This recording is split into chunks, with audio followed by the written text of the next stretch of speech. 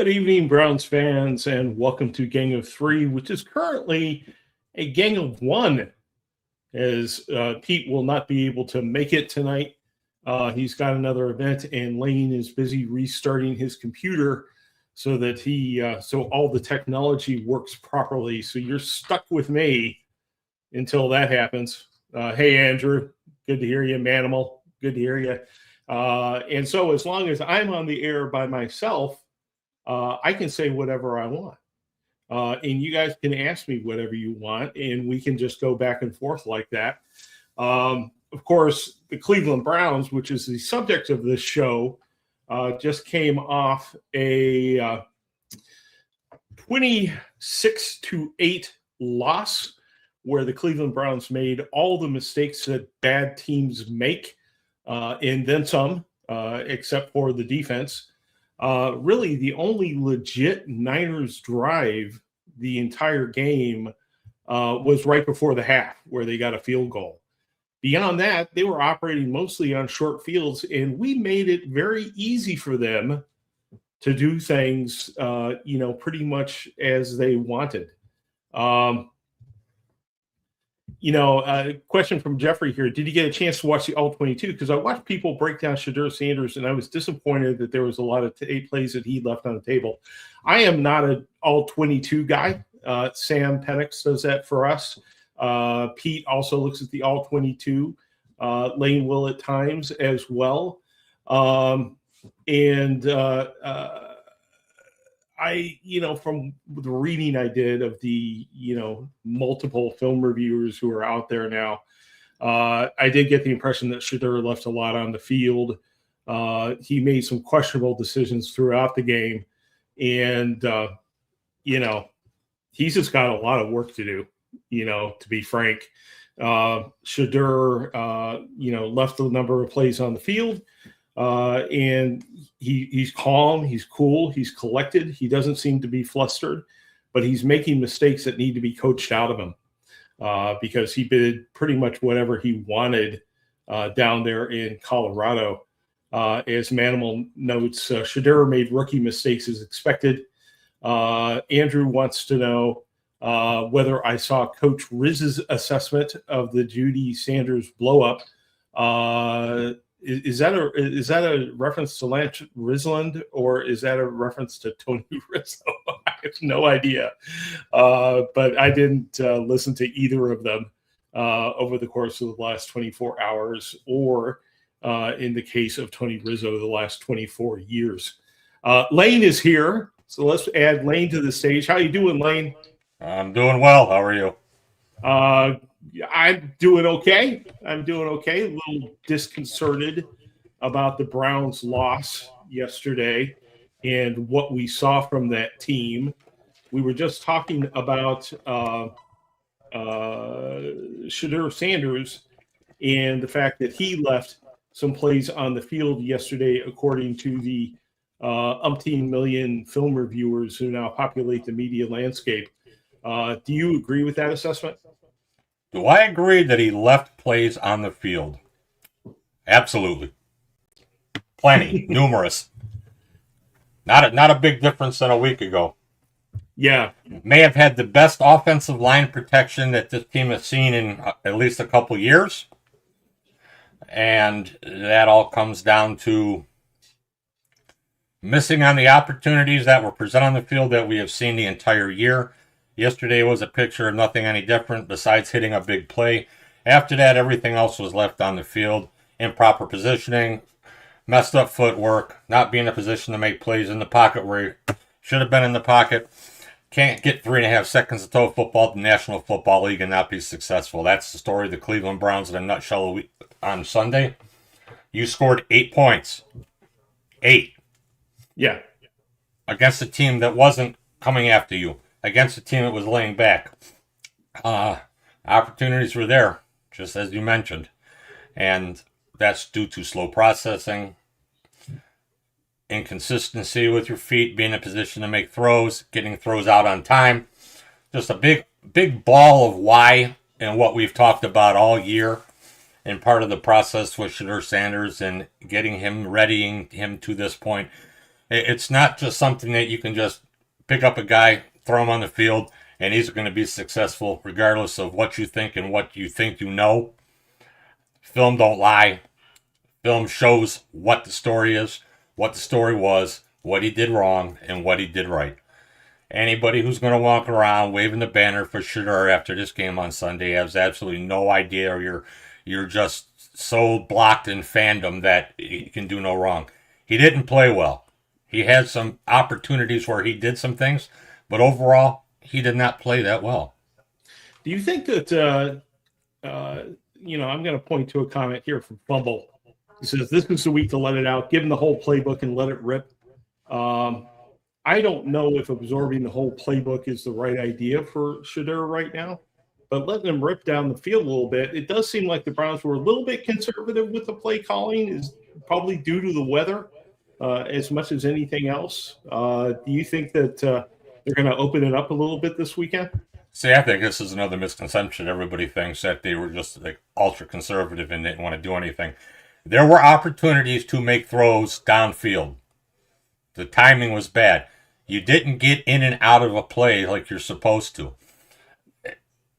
There's a reason why he was checking down. Then he started checking down early instead of letting plays develop. He had a lot of time. He has to learn, and that only comes with reps, experience, if he is that guy to improve those things.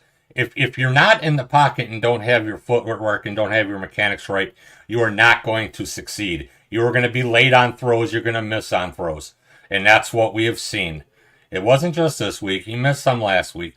This week, there was a lot of opportunities with missed. You missed on the Njoku. You missed on Isaiah Bond. You missed on Fannin, another one. You missed on Judy. You missed on Tillman down the side. There's all kind of opportunities that are missed on. Anybody who wants to go around glossing the situation that you have your savior and you have your quarterback, I am probably one of the most realistic people there is when it comes to this, and I have yet to see it. Okay, that's 2 games, that's 2 starts, and you need more time. But the only problem is that you're not making the ordinary things happen, and until you make the ordinary things happen, all those other things are going to be sporadic opportunities that you may have a chance to capitalize, but you're never going to be a sustainable offense with sustainable drives over a course of a football game. And that's what we saw yesterday again. Yeah, it's interesting to me how the narrative changes over 24 hours. It seemed like during the game, Shedeur was, you listen to the TV announcers, you watch what's on TV, didn't look that horrible. But when people got a hold of the film, they started calling out all the plays that were missed. And when some of the statistics came out, I saw a statistic this morning of EPA, and he was so far down the list, further down than Gabriel. You don't want to be in the lower left corner, and he was right in the lower left corner, and everybody else was moved up to the upper right. And so the narrative is definitely turned against Shedeur Sanders in the last 24 hours. The comment from Movie Fan 721 here, he says, Shedeur was terrible. Let's call it like it is. He has by far the worst quarterback rating in the NFL over the last 2 weeks. That's certainly true. And it's, difficult for us to blame it on the offensive line and the wide receiver room, which both need help, right?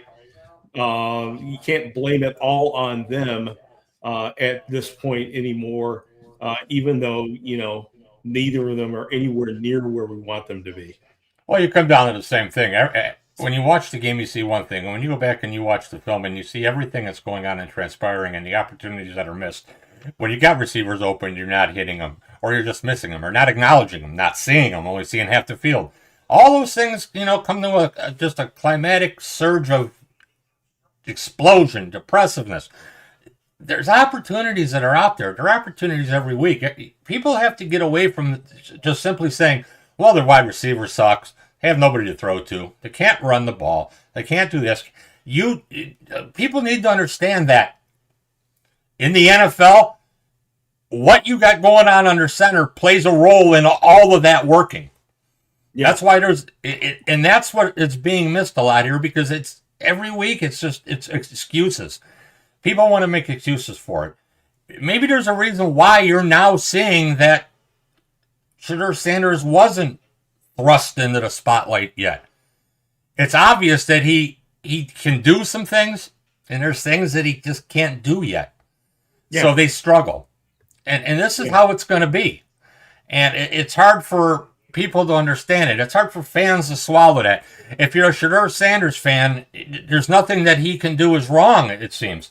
If you're on the Browns side, if Browns fandom and taking the personal aspect of who's playing out to the side, you can see that nothing has been sustainable with these quarterbacks.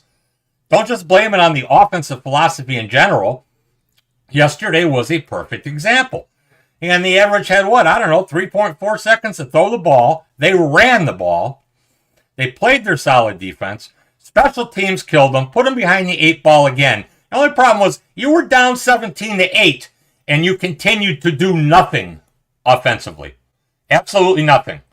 So let's get away from all the false narratives. You don't have an answer under center, and it's obvious that there is the furthest thing from a comfort level that this team is just going to say, here, let her rip.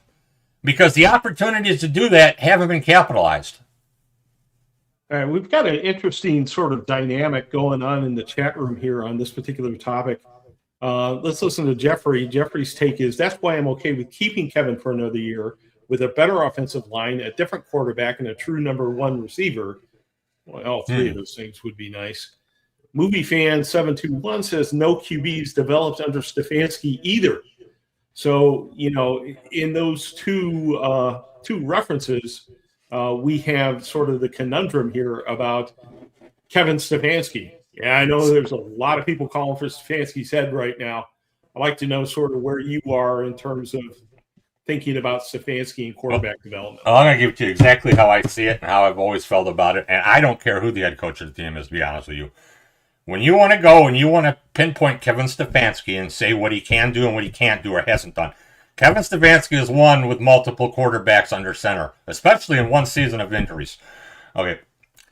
However, if they lucked into that, they played into it. The only problem is that you run the offense, run the plays, execute, and have a chance to be competitive and win games. This team has done that, but not consistently. So if you want to blame Kevin Stefanski because they haven't developed the quarterback, well, let's start with who have they had under center here that they truly could develop. They had Baker Mayfield. Issues with Baker Mayfield. Just how he did things or treated things or acted things or addressed people. And they found a shiny new toy that they could trade for that had already shown and proven on this level he could play. A disaster it turned out to be. So I'm not going to sit there and put a peg in Kevin Stefanski over Baker Mayfield. After that, who has this team had under center to truly develop that was one of those talents that you could say, hey, this guy is a guy who shouldn't miss at this level? Who has there been? Don't tell me DTR. Don't tell me Dylan Gabriel and Shedeur Sanders right now. Right. There's a reason why all these guys are drafted where they're drafted. So who has he had to truly develop that was termed a high-level prospect at the quarterback position for this team? Simple question. Yeah. I've yet to find that guy. Right. Okay, so it's not that he can't coach. He can coach, but he needs to have talent for him to coach, or specific talent that he wants, that he likes. And it can't be guys that are just you're taking flyers on. If you're going to get a quarterback, you have to get a guy as that top-level type guy that you're going to hang your hat on for the next decade. Yeah. And quit fooling around with all the other BS. Now, as far as Kevin Stefanski, the head coach, and how this team has played or has been organized or gets in and out of problems and it's becoming such every week you expect to see the same things happen because that's all we know and that's all we see. We see the same problems. And at some point, you have to ask. You have no choice. You can sit there and point blame on the youth of the roster, inexperience, but you can only point at that so long.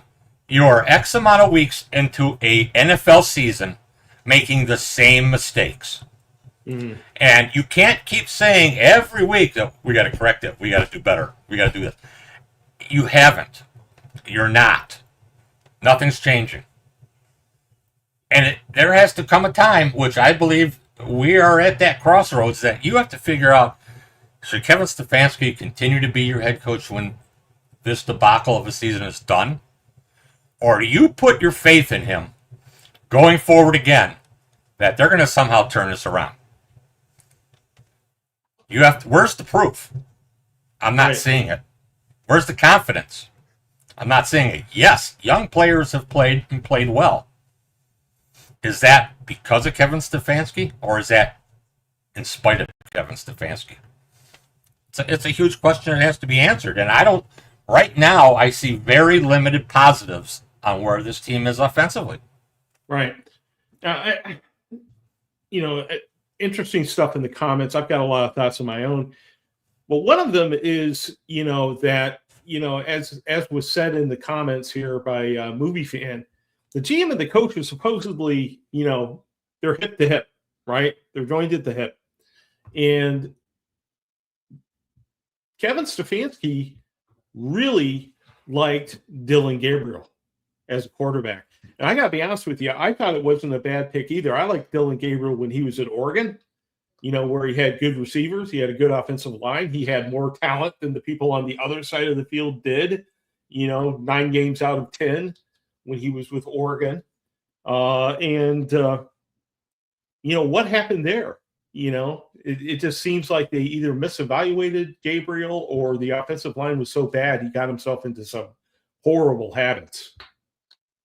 Well, it was a terrible offensive line play throughout the season. I mean, only in this vast recent time have we seen some stability there, and that's with having some players back against a team, San Francisco, who doesn't apply pressure very well. They're not a pressure team. So you have the opportunity to win battles up front. And they did. There was all kind of opportunities because the offensive line played pretty well. They held their own. They created lanes. They held up in the blocking scheme.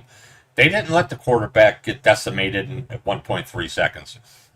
So it's hard to sit there and gauge and evaluate exactly what you see and what you get when you have such a vast difference in the quality or execution around you. And this game is all about execution. And the Browns just have a bad way of executing themselves instead of executing what needs to be done on the field. And until they find that consistency, it's continued to be a problem.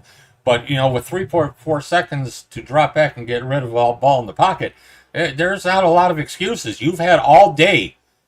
3.4 seconds in the NFL is all day. And to just not pick up on things because of the speed or positioning or your footwork, those are all things that we knew that they were working with him about. We've been talking about that for, 10 weeks now. Back since training camp, that they're working on his mechanics and his fundamentals to get him positioned to be in the right position, to make plays, to play at this level. And nobody could understand what all that means. If you look at yesterday and you just watch step by step and watch, you'll see what we're talking about. I hope that he continues to grow and develop. But the red flags are up on the things that we saw yesterday. They were the same thing a week before, but they were just some more dramatically intensified this Sunday because of the loss and how they lost and how they were non-productive instead of playing the Las Vegas Raiders who stink. Yeah. Well, they did have one really nice drive in the second quarter, and it came mostly on the ground to Judkins in Sampson for, all the criticism the Browns offensive line has taken. That was a pretty impressive drive, Lane. Yes. The one pass at the end, but other than that, they did it on the ground. Yeah, they played fundamentally well when they found a way to execute. That drive they executed. They played well. They ran the football. They showed toughness up front. They showed heart. Sanders made a couple throws. It all just piggybacks off one another to success. And it just starts with the smallest bit of execution and just building upon that. and they find ways to, fall off the rails. And we talk about how they're throwing the ball or how they're getting the ball down the field. Okay, you're seeing a few big throws here and there in 2 games. Mm-hmm. Yeah, Sanders has made some throws downfield and attempts that Dylan Gabriel didn't. I think you're seeing the attitude of Shedeur Sanders, how he's made up and how he likes to attack downfield and take those chances and those opportunities. And you see Dylan Gabriel, who is more structured and for some reason isn't taking those opportunities. And what we need to find out is that what's been coaching him up, that he was so in a shell about making mistakes that he didn't use everything that he could do, because his footwork's better, mechanics are better. Mm-hmm. He just didn't take those shots. Yeah, Shedeur gets on the field, and he gets on the field in the first week. Don't get me wrong, he's dinking and dunking and taking the underneath crap just as much as anybody has. But he took opportunities downfield and they tasted some success. And that's the difference between what's happened with the two. As far as winning and losing football games, you're still winning and losing football games in the same way. Limited offense, mistakes, lack of execution, poor special teams, and a defense that is lights out on first and second down and can't get off the field on third down. And this is the recipe of how this team continues to lose week in and week out, despite who's under center. Yeah. Let's talk about special teams a little bit here. Let's talk about accountability. There's some comments in the chat about folks just not being accountable and being held accountable. I don't know why those hellos are showing up. Here it is from Justin. He says, nobody's being held accountable for decisions or issues on the team. The Cleveland Browns are 3-9. Arguably, they could be 6-6 if their special teams play was anywhere near the quality of the defense that they have, but it's not. It lost them their first game in Cincinnati. It lost a game to the Jets. And again, arguably, that tilting of the field due to special teams issues is what wiped out the Cleveland Browns defense, which was playing a fairly decent game, was holding San Francisco down despite Brock Purdy's elusiveness, which I was very impressed by during the course of the game. Bubba Ventrone. Lane, I heard the case yesterday talking to Pete about why replacing a special teams coordinator or coach in the middle of the season is a horrible idea. But at the same time, it shows accountability. Even if you're kind of shooting yourself in the foot by getting rid of a coach in the middle of the season, what do you think about that? I think everybody wants to see somebody fired when the production isn't what it's supposed to be, because there's such a natural reaction to being disappointed and disgusted with what you see. The only problem is that at this level, 12 weeks in, 13 weeks in, say you make a change like that, and say whoever is going to take over is going to have a different type of philosophy or thought process. There's no guarantee you're going to get any better. And there's great chances that you're going to get worse. And you're this far along into the season, you might as well finish it. Because you can bet that Andrew Berry and Kevin Stefanski already have in their mind what they need to do at special teams. At least I know Andrew Berry would. And while I think the Browns special teams are just an enormous disappointment, who fail to execute and just make mistakes every week, and they're lucky that this just hasn't been a weekly thing. Mm-hmm. They make the same errors every week. Right. And it's not something that's just going to simply magically go away. So you got a few games left. I don't play the accountability train, especially this far into the season, because it can create more havoc. And there's already enough havoc and issue around the team. I would fully expect, hope, desire that they make a change at special teams following this season, because it isn't working. And I don't see any reason why to continue with this. And the same right, you might as well get through the next few weeks hope that they get coached up however they can get coached up and finish this thing out on a positive note. Now, how much of that do you think is Ventrone being hamstrung on a team that has so many rookies and undrafted free agents playing on special teams? I mean, this is a really young team, and we don't have any of those, special teams standouts like we have in the past. I mean, Delpit's done a great job this year. There have been some people who've done well. Huntington was very impressive on special teams, despite being a new guy. But do you think any part of that is just the fact that this is a young team and guys on specials tend to be the bottom of the 53-man roster and tend to be young? Well, youth and experience is always going to play and factor into the equation. And you can see that game in and game out on the field and during special teams, punt returns or kickoff returns. You have a responsibility as a player to maintain your integrity of where you're supposed to be, what you're supposed to be doing, how you're supposed to account for yourself in the blocking scheme.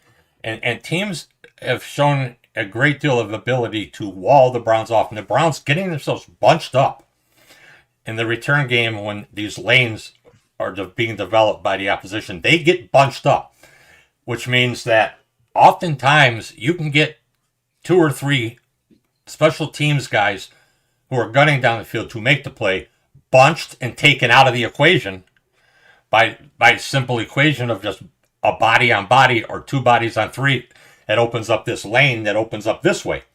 And that's what you see happen, is that there's always a lane that opens up. It's like the parting of the sea.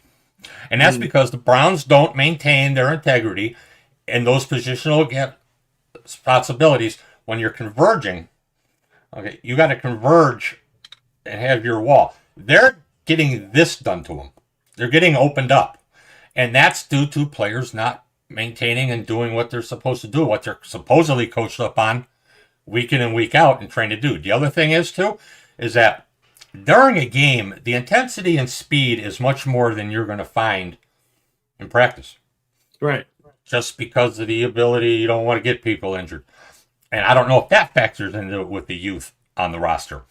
Problem is that the message isn't getting there because this is a common thing that goes on, and you can only point in one direction. You point at special teams and that leadership. Yeah.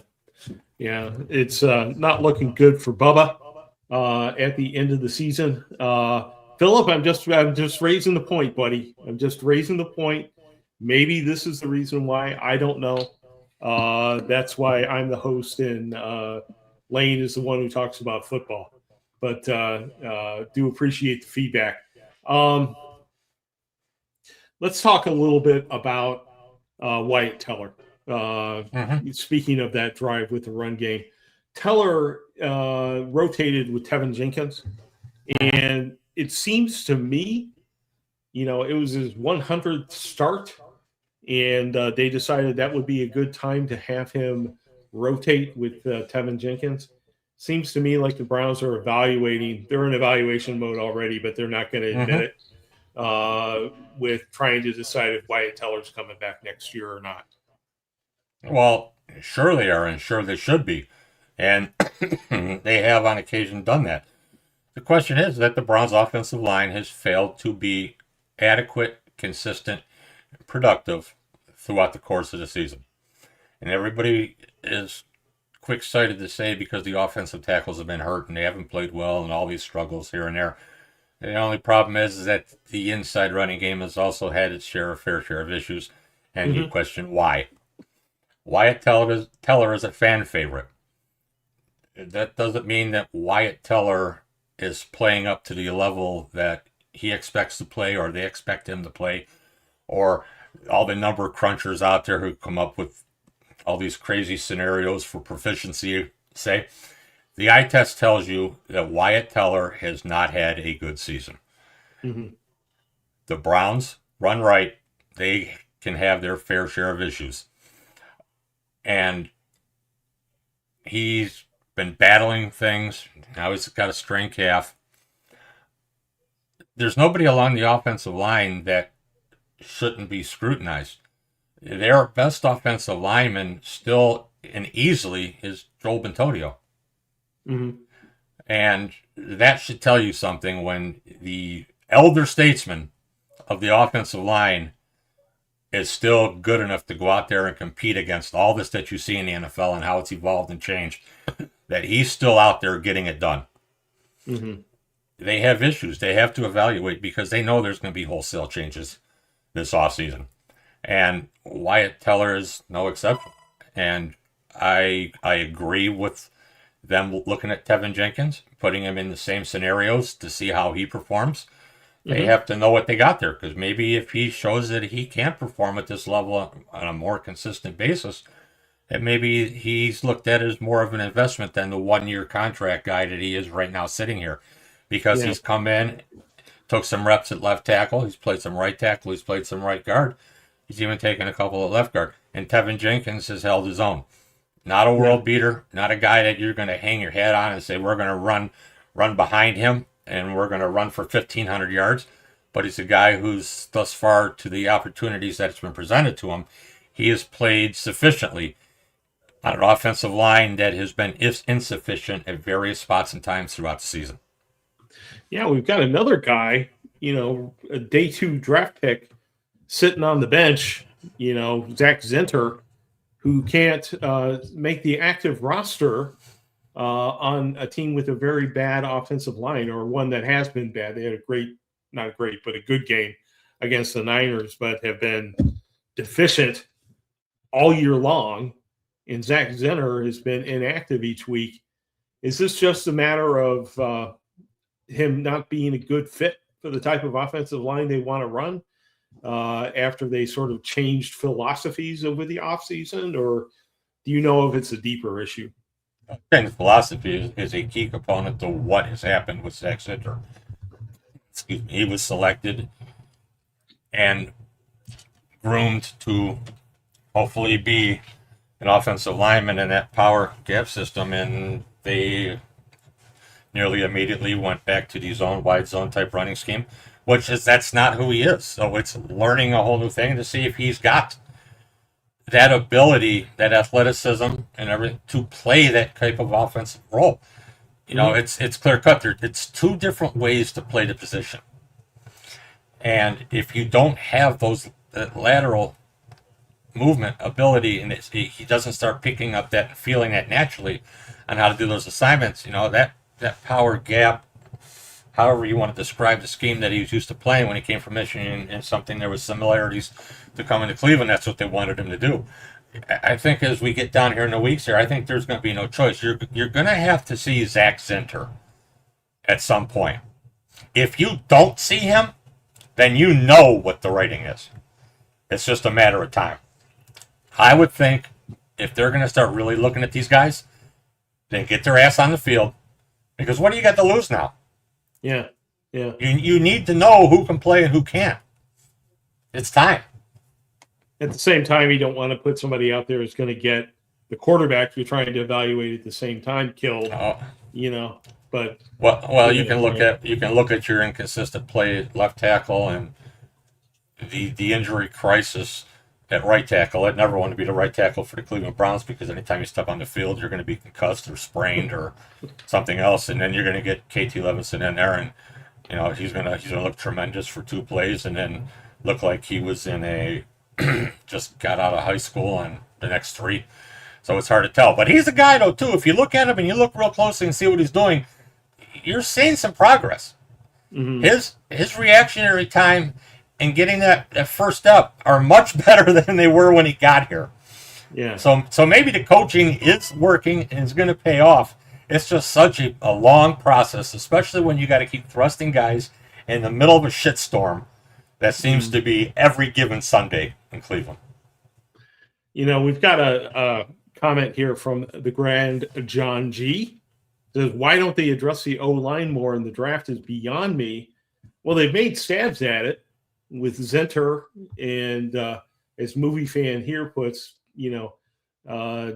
James Hudson, Wills, other guys that Barry has picked in the draft over the last couple of years, not creating a lot of confidence in his ability to evaluate offensive linemen, at least the ones coming out of college. at this point.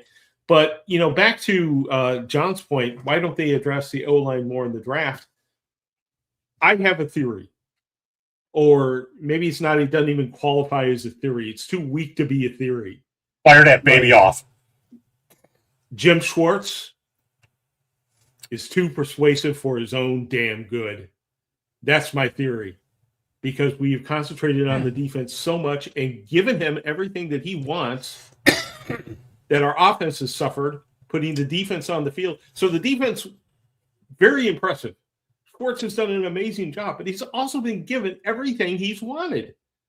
And in picking Mason Graham and Carson Schlesinger, as great as both of them seem to be,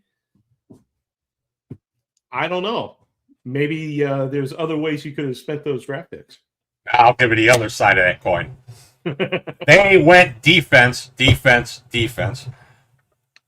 because Jim Schwartz beat the table and showed them every scenario on why these moves needed to be made to help this defense get back to that top level status, to help a struggling offense potentially. And they had to make moves. When you look at the offensive lineman, and we can say, well, he doesn't know how to draft offensive linemen. Outside of Jedrick Game Boy Wills, where have they drafted offensive linemen at? Right. Big question. When you start drafting guys, you're getting into the third round and so on, do you know that the percentage opportunity of them being successful drops more than 50%? Right.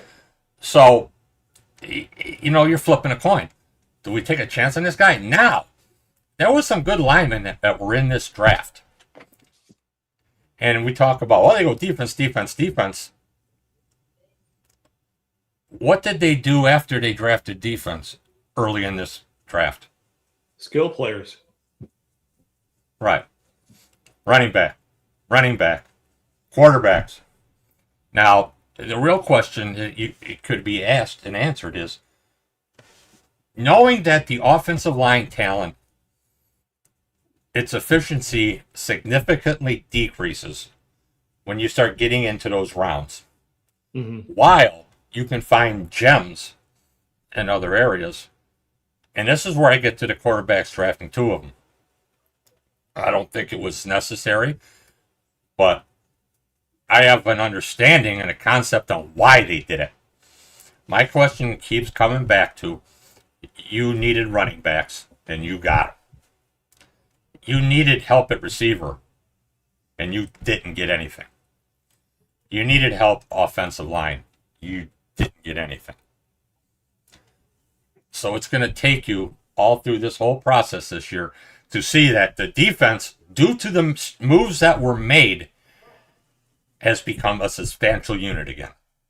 Just as Jim Schwartz said would happen. You give me these type of guys, you will get this type of defense. And it has been.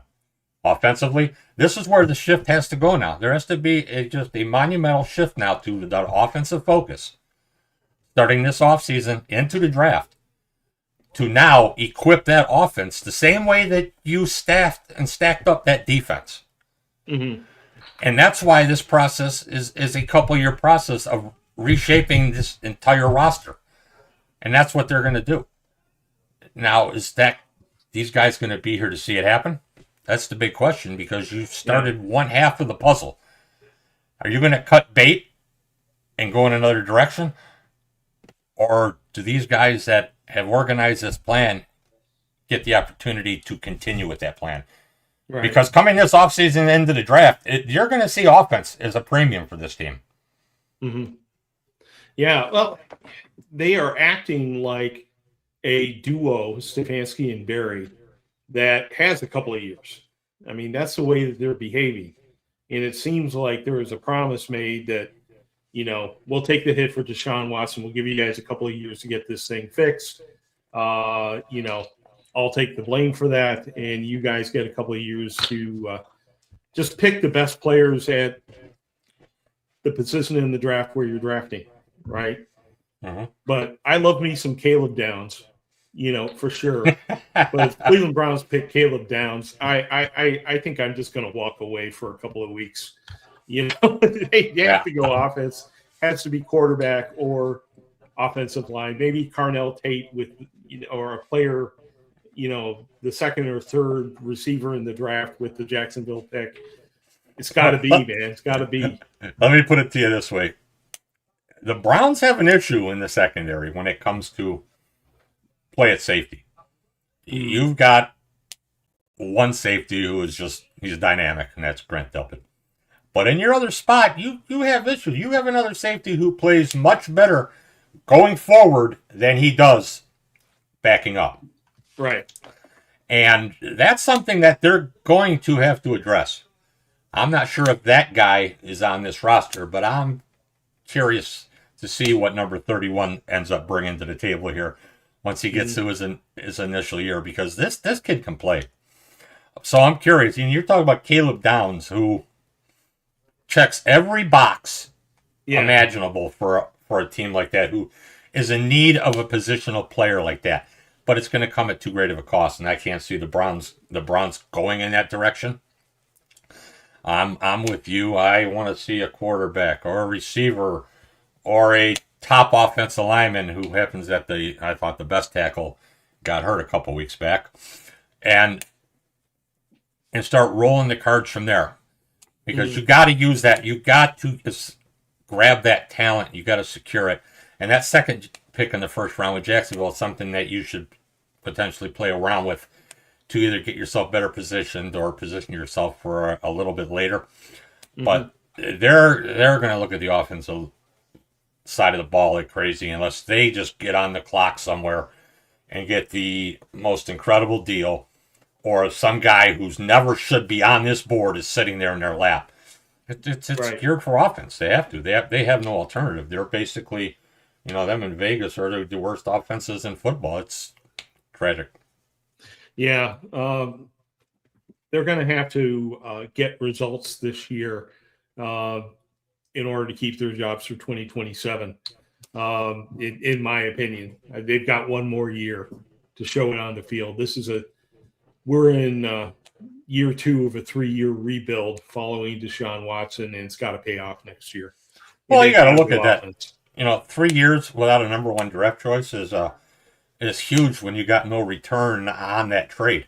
If there would have been a solid and a good return on that trade, it wouldn't be standing out like it is, and the Browns wouldn't be in the position they are. That just tells you how decimated this organization became due to the fault and error of that deal. It's 3 years without a first for a guy who's collecting $200 and some million and not playing, or didn't play sufficiently at all when he was on the field. Right. It's just gonna tear your team apart. You're going down that hill, and there's no breaks. So now you're finally getting your picks back, and you're getting to utilize those opportunities that are much needed for an organization such as this. So we're going to find out. Right. Well, let's get back to the question of coaching, because I know there are people watching this who are going to write in the comments that we're dummies for not calling for Kevin Stefanski to be fired right now. So let's take a look at one of the situations that have people saying that, and that is 4th down in your own territory. Harold Fannin bobbles his snap on a 4th down play. Niners take over the 32. Wasn't it risky, Lane, to have a rookie tight end taking a snap so deep in your own territory? What is a rookie who is on the field 80% of the time, making big plays, handling the ball, absorbing responsibility given to him? I don't think that's the question. I don't think the question of Harold Fannin jumping up under center to take a snap is the significant part of the story. The story is, 1, you're doing it where you did it, and 2, when things were getting all jumbled up, why didn't you call timeout? Right. Why didn't you just stop it right there? That's the critical mistake. I don't fault them for trying to do something. They're in a position at 3 and whatever that you want to try things. You want to win. My question is that when it was going off the rails, you didn't call timeout and stop it. Right. That is the biggest fault of the head coach and the guy under center who knew things were crossed up. You should have called timeout and gave that at least that opportunity a chance to breathe and see if that's the direction you wanted to continue in, instead of knowing that this thing was going to fall apart because everybody was all just scatterbutt. So that's where I lay it directly on coaching, because Stefanski's sitting there watching. You could have called timeout. Well, I think that's a good point. You'd be happy to know that Pete sort of concurs with you when we talked about this last night, that, his take on it was that Fannin just needs to get the ball from under center and move forward. That's it. It's not complicated. It's not like you're calling him in there to run a double banana, reverse sweep, whatever. Get the ball, move forward. We know you can do it. We know you break tackles. And he likewise was upset about the lack of a timeout. It just didn't make any sense. I mean, it made absolutely no sense. He's standing right there down the line watching everything transpire. And if that's the play you were sold on, you should have called timeout and should have just regrouped and did what you had to do, because Harold Fannin is absolutely the toughest guy to bring down on that field. And him taking that snap and trying to at least get between the guard and center, or just riding up the back and getting a push from the back, there's no reason why they couldn't have gained a yard. They screwed up the play. They didn't call timeout. Situational awareness absolutely sucked, and they paid the price for it. Right. Well, Kid Wilton 3357 says Browns will Brown, and certainly I can understand that perspective. I wrote Same as it ever was. Yeah, I wrote this morning on the OBR that I was strangely optimistic after the San Francisco game, which I can't even explain. I'm supposed to be miserable. So maybe something had gotten into the Thanksgiving turkey. I don't know. But I was strangely optimistic. And I guess the reason for that was that the Browns did against the 49ers sort of what I expected the Browns to do against the 49ers, which was play good defense and have rookies be incredibly inconsistent and cause problems because of the youth of the team. And so that gives me confidence in the other thing, I think, which is that this team with that great rookie class this year and a defense coming back entirely and an offseason to stock up on offensive talent is not positioned that badly for 2026. We've got a big offseason coming up here. I think that they can, if not be a Super Bowl contender next year, at least play good football for the fans of the Cleveland Browns. Yeah, I'd agree that that's a distinctive possibility. I think a lot has to do with what you do with your offensive line. I think a lot has to do with what you got going on at quarterback. Quarterbacks can win you games in this league, and the Browns don't have a quarterback that, when it matters against a talented team, that has that in him right now. And we can call that inexperience or lack of reps or just not being the quality talent that you want. You have to address these areas, and if they address these areas and they're proficient in doing so, this team is going to be competitive. Yeah. If they don't, then it's not going to be competitive. It'll, those baby steps will be half steps and taking 1 and 2 steps. It's just something they have to do. There's no choice. In the NFL, it's not for long. Players aren't for long. Coaches aren't for long. GMs aren't for long. So you need to figure it out. That's why I have the expectation that they are going to do a lot when we get this season over with. Yep. Their evaluation is telling them where they are, what they need. And believe it or not, your general manager is, pretty aware of what's out there. Yeah, I would think so. This is going to be an absolutely huge offseason, which leads me into my pitch here. So I'm going to make my pitch for VIP subscribers. If you look at the upper left corner of this screen, you will see a QR code with a duck in the middle of it. The duck is unthreatening. Don't be threatened by the duck. Everything is fine. use your camera or whatever QR tool you have to click that sucker.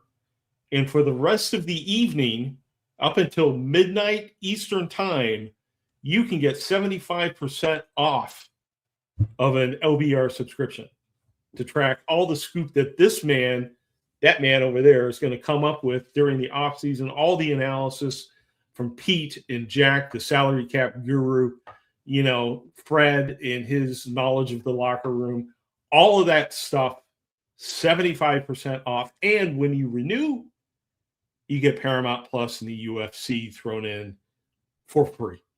You get the OBR and Paramount Plus for one low price. You can't beat that, man. I was just watching Paramount Plus. I just got done watching the latest episode of Landman, and last week was Tulsa King, so Paramount Plus is a bonus. Yeah, that is. It's a good bonus, and they're putting more and more sports on it, and it's just going to be a bigger and bigger thing as time comes on. At any rate, and if you're going to be a subscriber, and continue on with the OBR, just giving you a forewarning, you guys are going to hear a lot from Pete and I about this free agency and draft and things that are going on here. I mean, more than you've ever heard before.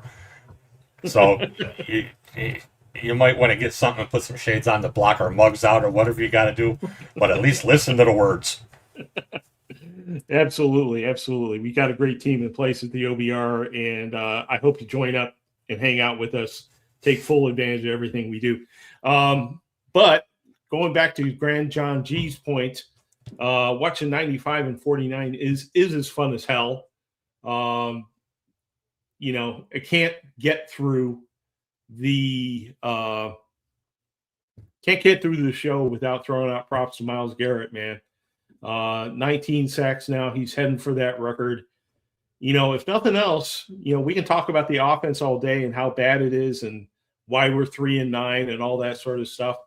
You're watching history right now with the Cleveland Browns. You are watching history, a future Hall of Famer setting an all-time record and really being one of the great top 10 defensive players of the modern NFL era.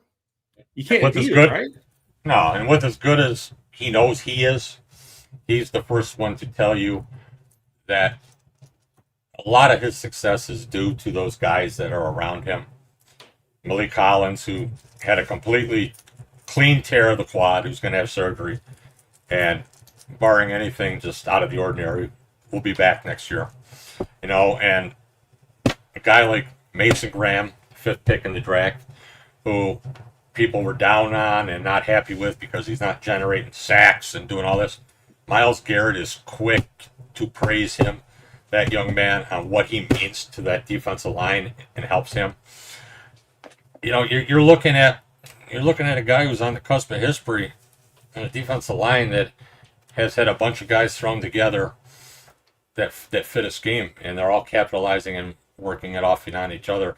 And the best part of it is that these are all guys that you are most likely going to see back here next year. That's why we talk about how this is going to be an offensive-driven offseason. And there's nothing more that I want to see is Myles Garrett put himself with the name Cleveland next to it in the record books by breaking this sack record. And not on some BS type thing. I want to see him obliviate this thing. Mm-hmm. And come this Sunday, he's going to be matched up in a very positive opportunity for himself. Yeah, against the lineman that I'm not going to name, that he just dominates. Yeah. So I would stay tuned Sunday to watch Myles Garrett and the rookie quarterbacks battle it out in the inevitable. It's going to be a fun one. It's going to be a fun one. It's going to be one of those games where when the defense comes out on the field, you're sort of like a little bit more pumped up than when the offense comes out onto the field, just to see what they do against this Titan squad. Comment here from Chef Brian K.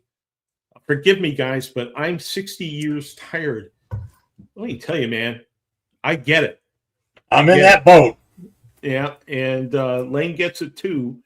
Think about building your adult career around this team. Following it is one thing, but the position I put myself in, I'm an idiot, quite obviously. But we get it, we understand, and we're there with you. And that's why I'm trying to keep some optimism about this team. It's not all doom and gloom. Hopefully, there are some good signs. This was a great draft class this year. And There's this is a stellar defense. You have every reason to be optimistic because you saw how they approached things and attacked things last offseason and how they want to attack it this offseason. You can see that your rookies are producing, and you can build upon that. So you're situationally in a position that you realistically haven't been in for a while. And you got 2 first-round picks. So what can you do? You have every reason to be optimistic. You just need to fulfill those necessities, like a quarterback, like an offensive line, and a wide receiver. And they have every opportunity to do that because they're not cost prohibited. Certainly not draft selection prohibited. Mm-hmm. So the opportunities are there. Yes, they may suck and they may show promise and be competitive for portions of a game until fundamental breakdowns kill them. The weekly story. But there's something to work with now. You should feel a lot better today than you did going back to training camp even, or the end of last season. There's things in place that you can build on. Now, are they going to capitalize on it and make it work? That's the big question. Yeah. But we'll see what happens as soon as we get week 17 out of the way.